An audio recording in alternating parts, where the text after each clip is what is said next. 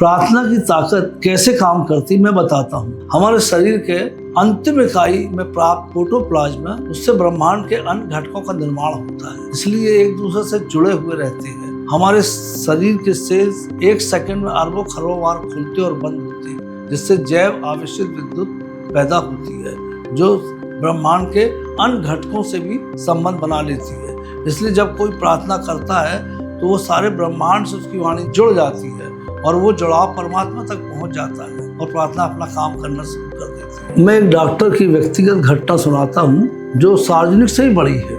एक doctor seminar में जा रहे थे तो उन्होंने अपने निजी प्लेन से जाना चुना, और जब वो निकले घर से तो काफ़ी रास्ता तो बहुत बढ़िया तरीके से उनका गुजर गया, पर एकाएक प्लेन में कुछ खराबी आ गई। छोटी सी जगह पर इमरजेंसी लैंडिंग करनी पड़ी। जब उतरे तो उनको अपनी सभा स्थल तक जाना था। वो दूरी बहुत तो नहीं थी, फिर भी दूसरे प्लेन के आने में काफ़ी टाइम लग जाता। तो उन्होंने सोचा क्यों ना एक टैक्सी ले ली जाए और उससे चला जाए। तो उन्होंने टैक्सी का पता लगाया तो छोटी जगह पे एक टैक्सी मिली, तो पर ड्राइवर नहीं था। जो टैक्सी मालिक था वो बीमार था। बोले साहब मैं टैक्सी दे सकता हूँ, जहाँ आपको जाना वहाँ का नक्शा दे सकता हूँ, पर मैं खुद नहीं आ सकता। डॉक्टर बोले ठीक है मैं ड्राइव कर लूँगा। डॉक्टर लेके वो टैक्सी वो नक्शा लेके निकल जाते हैं। काफ़ी दूर तक जब जाते हैं तो उन्हें लगता है कि मैं रास्ता भटक गया हूँ, जहाँ मुड़ना था वहाँ मुड़ना भूल गया हूँ, और भटके हुए रास्ते से जंगल तक पहुँच जाते हैं। अब उनको गर्मी के दिन थे, उन्हें प्यास भी लग रही थी, कुछ परेशानी भी हो रही थी। तो उन्हें दूर एक झोपड़ी नुमा मकान दिखाई दिया।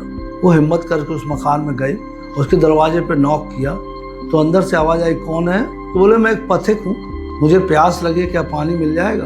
अंदर से आवाज़ आई बैठिए, मैं प्रार्थना कर रही हूँ, उसके बाद आके दे दूँगी। डॉक्टर वहीं बाहर एक कुर्सी पे बैठ गए। करीब 10-15 मिनट बाद अंदर से एक महिला पानी का गिलास लिए और कुछ नाश्ते का सामान लिए उधर आ गई। उन्होंने डॉक्टर ने नाश्ता किया, पानी पिया और व्यंग में पूछा कि आप किसकी प्रार्थना कर रही थी और क्यों कर रही थी, किस देवता को आप मानती हैं? तो महिला बोली ना तो मैं किसी के लिए कर रही थी, प्रार्थना भी कोई विशेष नहीं थी, बस इतनी सी थी, मेरा जो पोता है 9 साल का है, उसको भयंकर कैंसर है और मुझे बहुत जगह उसका इलाज कराया पर कहीं लाभ नहीं मिला।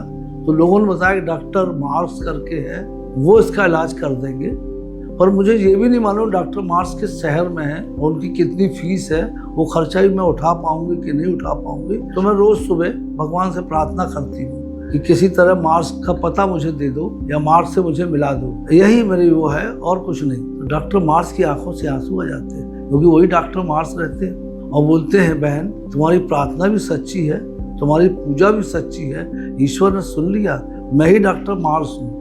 और फिर वो पूरी कहानी बताते हैं कि कैसे मैं भटकता हुआ तुम्हारे घर तक आया। बोले मैं चाहता भी यहाँ नहीं आ पाता, पर ईश्वर ने मुझे ऐसे रास्ते ऐसे कारण बताए कि मैं तुम्हारे यहाँ आ गया। अब तुम्हारी प्रार्थना भी मंजूर है और सुन ली गई है। और फिर डॉक्टर मार्क्स उसको ले जाते हैं अपने साथ और जो उसका इलाज और बाकी चीज होती है वो करते हैं। तो प्रार्थना की ये ताकत तो महसूस होती है और मन मस्तिष्क अंतर्मुखी होकर सांसारिक चेतना से खुद को जोड़ लेती है। व्यक्तिगत चेतना सांसारिक चेतना से जुड़ती है तो उसकी ऊर्जा परम हो जाती है, वही परम ऊर्जा से चमत्कारिक रूप से घटनाएं घटने लगती है।